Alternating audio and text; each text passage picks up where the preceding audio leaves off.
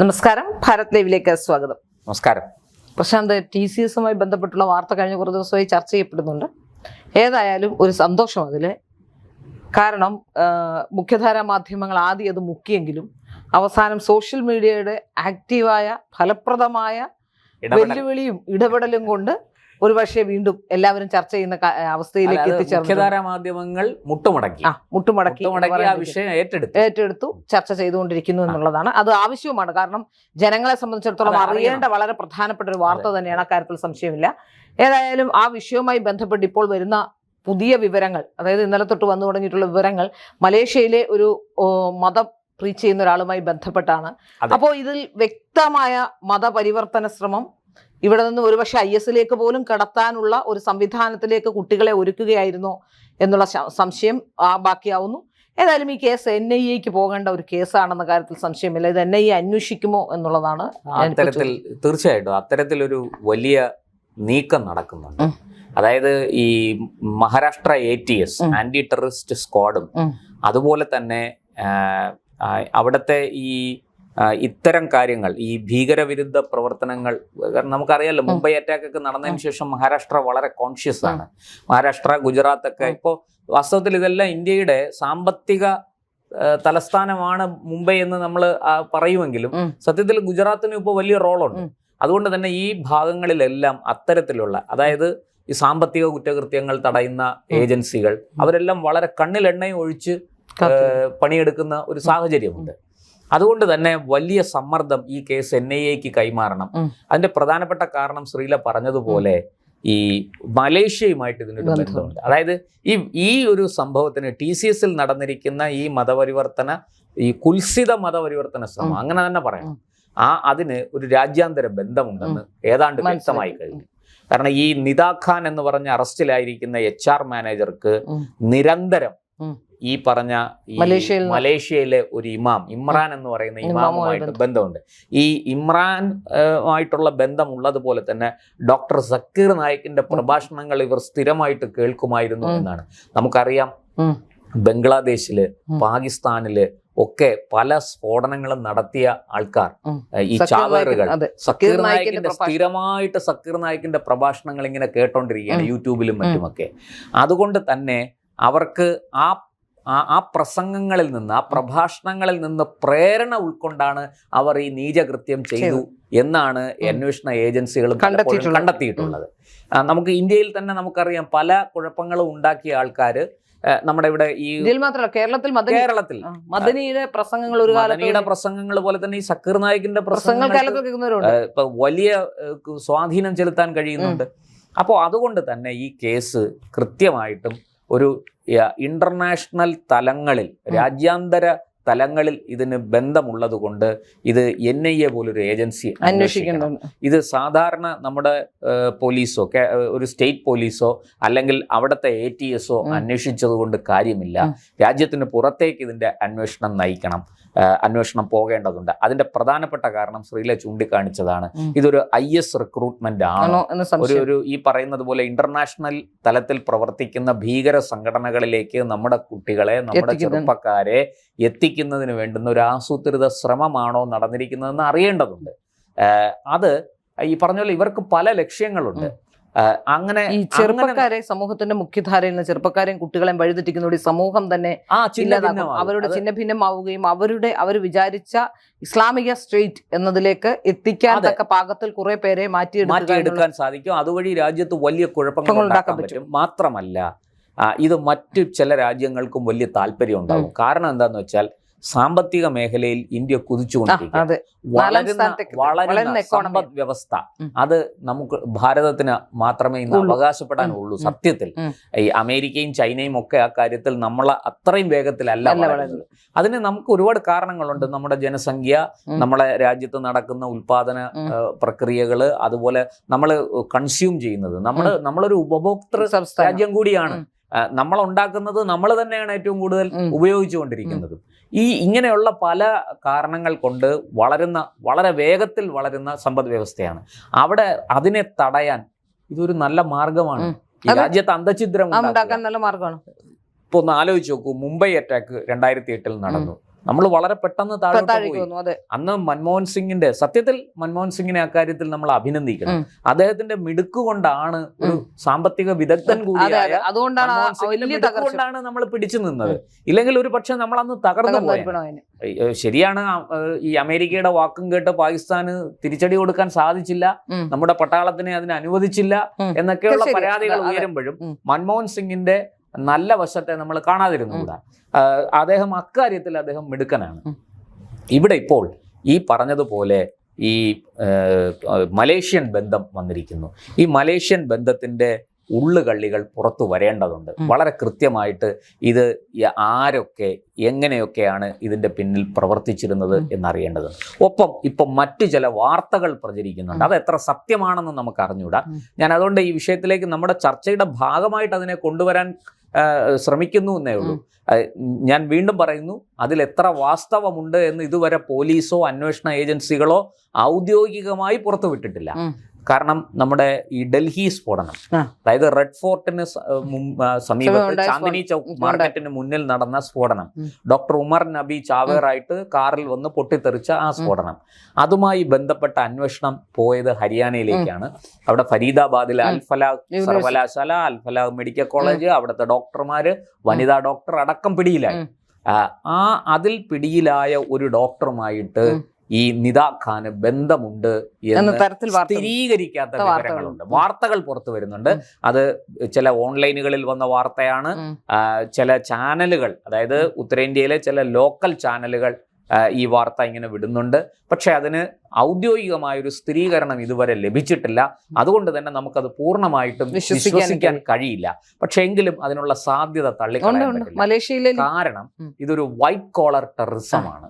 ഈ white collar terrorism എന്ന് നമ്മൾ കൃത്യമായിട്ട് പേര് കൊടുക്കുകയും അതിനെ തിരിച്ചറിയുകയും ചെയ്തത് ഈ ഡൽഹി സ്ഫോടനത്തോട് അൽഫലാഹ് യൂണിവേഴ്സിറ്റിയുമായി ബന്ധപ്പെട്ട് നടന്ന കാര്യങ്ങൾ കൂടുതൽ ചർച്ചയായത് നടക്കുന്നുണ്ട്. അതിനു മുമ്പ് ഇത് നടക്കുന്നുണ്ട്.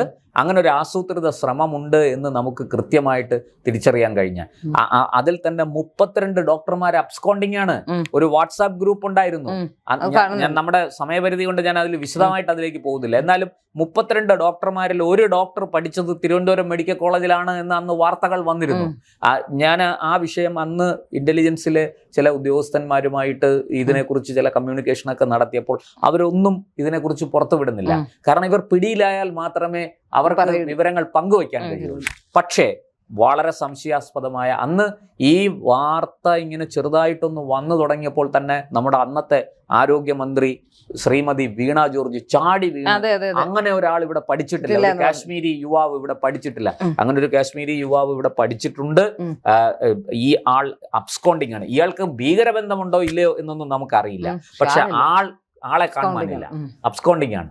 അപ്പൊ ഇതെല്ലാം എന്തിലേക്കാണ് വിരൽ ചൂണ്ടുന്നത്? വളരെ കൃത്യമായിട്ട് വൈറ്റ് കോളർ ടെററിസം ഈ മഹാരാഷ്ട്ര TCS നാസിക്കിലെ TCS സംഭവവുമായിട്ട് അതിന് കൃത്യമായ ബന്ധമുണ്ട് എന്നുള്ളത് തന്നെയാണ്. അതുകൊണ്ട് തന്നെ അൽഫലാഹ് യൂണിവേഴ്സിറ്റിയിൽ ഈ പിന്നെ എന്താ പറയാ രാജ്യദ്രോഹ പ്രവർത്തനം പല യൂണിവേഴ്സിറ്റികളിലുണ്ട് കേട്ടോ. അടുത്ത കാലത്ത് എന്നോട് കോയമ്പത്തൂരിൽ ഒരു റിസർച്ച് ചെയ്യുന്ന സ്ഥാപനവുമായി ബന്ധപ്പെട്ട് ഒരാൾ കുറെ ആശങ്കകൾ പങ്കുവച്ചിരുന്നു. പക്ഷെ അപ്പം ഞാൻ കൃത്യമായി നിങ്ങൾ തെളിവ് ശേഖരിക്കുമെന്ന് പറഞ്ഞിരുന്നു. അവരുടെ മകൾക്ക് വലിയ വ്യത്യാസം വരുന്നു. അവരുടെ അമ്മയാണ് പറഞ്ഞത്, മകൾക്ക് വലിയ വ്യത്യാസം വരുന്നു. അവർ അവിടെ നിന്നും ഒരു PhD ഡോക്ടറേറ്റ് ചെയ്യുന്ന കുട്ടിയാണ്. അപ്പോൾ വലിയ കണ്ടുപിടുത്തങ്ങളൊക്കെ കണ്ടുപിടിച്ചിട്ടുള്ള ഏതാണ്ട് പ്രധാനമന്ത്രി നരേന്ദ്രമോദിയുടെ അടുത്തേക്ക് അടുത്ത കാലത്തേക്ക് എത്താൻ പോകുന്ന ഒരു കുട്ടിയാണ്. പക്ഷെ കുട്ടിക്ക് വലിയ മാറ്റങ്ങളുണ്ട് എന്ന് പറയുന്നു. വളരെ വളരെ എളുപ്പത്തിൽ അത് പരിഹരിക്കാം. നമ്മുടെ ഈ ആർഷവിദ്യാ സമാജം എന്ന് പറയുന്ന ഒരു ഈ പഠന ഗവേഷണ കേന്ദ്രമുണ്ട്. അവർ ഇത്തരം വിഷയങ്ങൾ, ഇത്തരം കുഴപ്പങ്ങൾ ഉണ്ടാകുന്ന കുട്ടികൾ, അതായത് മതപരമായ ഇത്തരത്തിൽ ചില എന്തൂസിയാസം ഒക്കെ പ്രകടിപ്പിക്കുന്ന കുട്ടികളെ വളരെ കൃത്യമായിട്ട് അവിടെ എത്തിച്ചാൽ അവർ ഒരുപാട് കുട്ടികളെ രക്ഷിച്ചവരാണ്.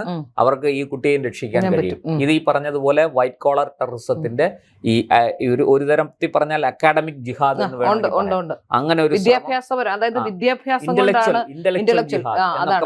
ഈ വിദ്യാഭ്യാസം ഉണ്ടാകുമ്പോൾ നമ്മുടെ നാട് പുരോഗമിക്കുന്നത് നമ്മുടെ ജനങ്ങളുടെ വിദ്യാഭ്യാസവും ഒക്കെ അതിനകത്തൊരു ഘടകമാണ്. അപ്പോൾ ആ ഘടകങ്ങളെ എല്ലാം നശിപ്പിക്കുക എന്നുള്ളതാണ്. പല രീതിയിൽ ഇപ്പോൾ ബൗദ്ധിക നിലവാരത്തെ നശിപ്പിക്കുക, പ്രൊഫഷണൽ എക്സലൻസിയെ നശിപ്പിക്കുക, അങ്ങനെ ഓരോ ഘട്ടത്തിലും എല്ലാ സ്ഥലങ്ങളിലും അതായത് മാധ്യമപ്രവർത്തകരുടെ ഇടയിൽ പോലും ഈ നുഴഞ്ഞുകയറ്റം ഉണ്ട് എന്ന് 100% വളരെ 10-25 വർഷമായിട്ട് നമ്മൾ നിരന്തരം പറഞ്ഞുകൊണ്ടിരിക്കുന്ന കാര്യമാണിത്. ആകെ അഡ്രസ് ചെയ്തിട്ടുള്ള BJP മാത്രമാണ്. എഴുതിക്കൊണ്ടിരുന്ന കാര്യം സംഘപരിവാർ സംഘടനകളാണ് ഇത്. ഈ 1980 മുതൽ ഇതുണ്ട് എന്ന് അവർ ഞാൻ നിരന്തരം എന്റെ പറഞ്ഞു. അനുഭവം പറയാം. 2010 പ്രൊഫസർ ജോസഫിന്റെ കൈവെട്ടിയ സമയത്ത് അന്ന് ഞാൻ ജന്മഭൂമിയിലാണ് ജോലി ചെയ്യുന്നത്. ഞാൻ കൊടുത്ത എൻ്റെ വാർത്ത 1-ാം പേജിൽ എൻ്റെ പേര് വെച്ച് ബൈലൈനോടുകൂടി വന്ന വാർത്തയാണ് ഇന്ത്യയെ 3 കഷ്ണങ്ങളാക്കാൻ, 2047 ആകുമ്പോഴത്തേക്കും ഇന്ത്യയെ 3 കഷ്ണങ്ങളാക്കാൻ, ഗ്രേറ്റർ പാകിസ്ഥാൻ, മുഗളസ്ഥാൻ, മാപ്പിളസ്ഥാൻ എന്ന് 3 കഷ്ണങ്ങളാക്കാനുള്ള കറാച്ചി പ്രോജക്റ്റ് മിഷൻ 2047 എന്ന് ഞാൻ വാർത്ത കൊടുത്തതാണ്. പിന്നീട് 2023 ആ വാർത്ത ഏഷ്യാനെറ്റ് ബ്രേക്ക് ചെയ്യുന്നത്. എനിക്കിപ്പോഴും ഓർമ്മയുണ്ട്. PG സുരേഷ് കുമാറാണ് ആ വാർത്ത ഏഷ്യാനെറ്റിന് വേണ്ടി ആ വാർത്ത അവതരിപ്പിച്ചത്. നോക്കൂ, 2010 ജന്മഭൂമിയിൽ ഞാൻ കൊടുത്ത വാർത്തയ്ക്ക് ജന്മഭൂമി വലിയ സർക്കുലേഷൻ ഒന്നും ഉള്ളതായിട്ട് അവകാശപ്പെടുന്നില്ല. പക്ഷെ ഈ പറഞ്ഞതുപോലെ സംഘപരിവാറിന്റെ മുഖപത്രമായതുകൊണ്ട് ആ വാർത്തയെ തമസ്കരിച്ചു കളഞ്ഞു. ആ വാർത്ത സംഘപരിവാർ അവരുടെ അടുക്കളയിൽ വേവിച്ചെടുക്കുന്ന ഒരു ഒരു ഒരു ഒരു ഒരു വിഭവമാണ് എന്നുള്ള രീതിയിൽ അതിനെ പിന്നെ എന്താ പറയുക, ചവറ്റുകുട്ടയിലേക്ക് എടുത്തെറിയുന്ന തരത്തിലാണ് നമ്മുടെ മാധ്യമ ലോകം അന്ന് ആ വാർത്തയോട് പ്രതികരിച്ചത്. പക്ഷേ അതേ ആൾക്കാർക്ക് 13 വർഷങ്ങൾക്ക് ശേഷം സമ്മതിക്കേണ്ടി വന്നു. മിഷൻ 2047 ഉണ്ട്, കറാച്ചി പ്രോജക്റ്റ് ഉണ്ട് എന്നവർക്ക് സമ്മതിക്കേണ്ടി വന്നു. ഇരിക്കട്ടെ, ഞാൻ നമ്മുടെ വിഷയത്തിലേക്ക് മടങ്ങി വരാം. അപ്പോൾ തീർച്ചയായിട്ടും ഇത് NIA അന്വേഷിക്കേണ്ടതാണ്. ഈ പറഞ്ഞതുപോലെ ഇതിന്റെ രാജ്യാന്തര ബന്ധം, ഒപ്പം ഈ വൈറ്റ് കോളർ ടെററിസവുമായിട്ട് ഇതിന് ബന്ധമുണ്ടോ, അതോ ഇത് കേവലം ഒരു മതപരിവർത്തന ശ്രമം മാത്രമാണോ, അതിനപ്പുറത്തേക്ക് ഒരു IS റിക്രൂട്ട്മെന്റ് പിന്നിലുണ്ടോ, ഇതെല്ലാം നമുക്ക് കൃത്യമായി അറിയേണ്ടതുണ്ട്. ഞാൻ ഇതൊക്കെ ഉണ്ട് എന്നല്ല പറയുന്നത്, ഇതിനെക്കുറിച്ച് സത്യാവസ്ഥ അല്ലെങ്കിൽ ഒരു സ്ഥാപനത്തിലെ മേധാവികളെല്ലാം ഒരു മുസ്ലിം മതസ്ഥരായി വരുന്നു. അവിടെ റിക്രൂട്ട് ചെയ്യപ്പെടുന്ന പെൺകുട്ടികളെല്ലാം ഹിന്ദുക്കളായി വരുന്നു. അവിടെ ഒരു മുസ്ലിം പോലും ഈ പീഡിപ്പിക്കപ്പെട്ടിട്ടില്ല, അവരെ ചൂഷണം ചെയ്തിട്ടില്ല, അവരെ നിർബന്ധിച്ചിട്ടില്ല, നടന്നിട്ടില്ല, ഒന്നുമില്ല. ബാക്കിയുള്ളവരെല്ലാം ഹിന്ദുക്കളാകുമ്പോൾ ഇത് നമുക്ക് മനസ്സിലാക്കാൻ പിന്നെ പഴയപടിപ്പുറം പോയി പ്രശ്നം വെക്കേണ്ട കാര്യമില്ല. നമ്മള് മാധ്യമ പ്രവർത്തകർക്ക് ഞാൻ പൊതുവെ എനിക്ക് സത്യം പറയുന്നതിന് ഒരു ഭയവുമില്ല. ശ്രീലയ്ക്ക് അതറിയാം, പല സന്ദർഭങ്ങളിൽ നമ്മൾ കുറെ സംയമനം പാലിക്കണമെന്ന കാര്യത്തിൽ കാര്യമില്ല. പക്ഷെ ഇത്രയും കാലം നമ്മൾ പാലിച്ച സംയമനത്തിൻ്റെതാണ് ഒരു പക്ഷേ ഇത് പലപ്പോഴും ജനങ്ങളിൽ അറിയാതെ പോവുകയോ കൂടുതൽ ചർച്ച ചെയ്യപ്പെടാതെ പോവുക എന്നുള്ളതാണ്.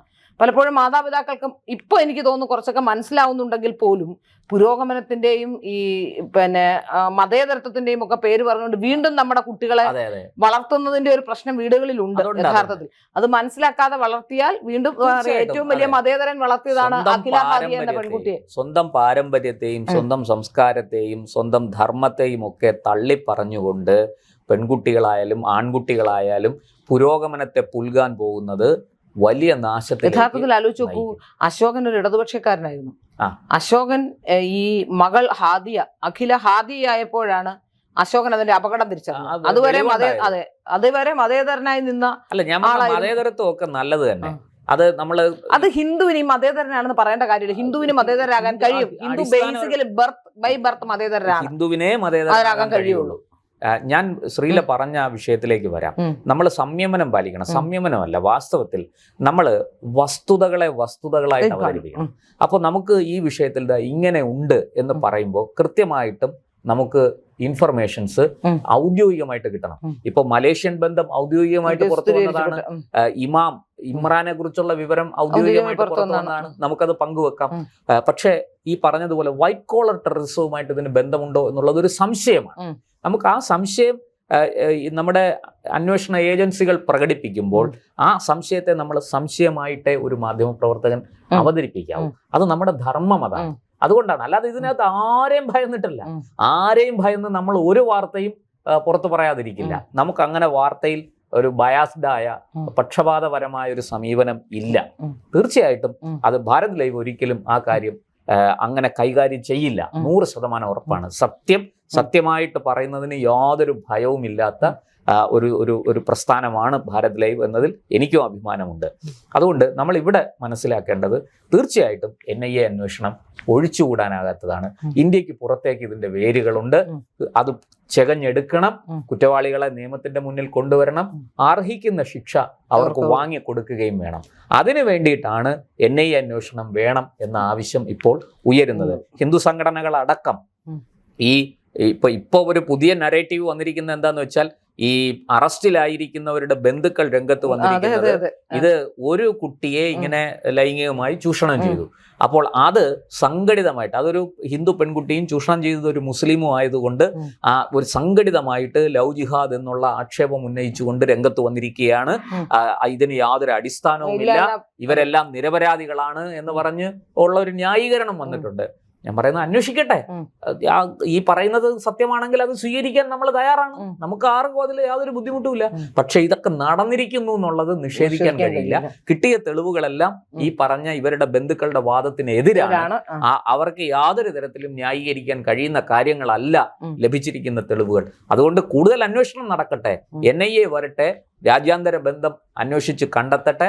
വൈറ്റ് കോളർ ടെററിസവുമായിട്ട് ഇതിന് ബന്ധമുണ്ടെങ്കിൽ തീർച്ചയായിട്ടും അതും പുറത്തു വരേണ്ടതാണ്. കൃത്യമായിട്ട് കുറ്റവാളികൾക്കെതിരെ നടപടി സ്വീകരിക്കേണ്ടതാണ്. അക്കാര്യത്തിൽ ഒരു വിട്ടുവീഴ്ചയുമില്ല.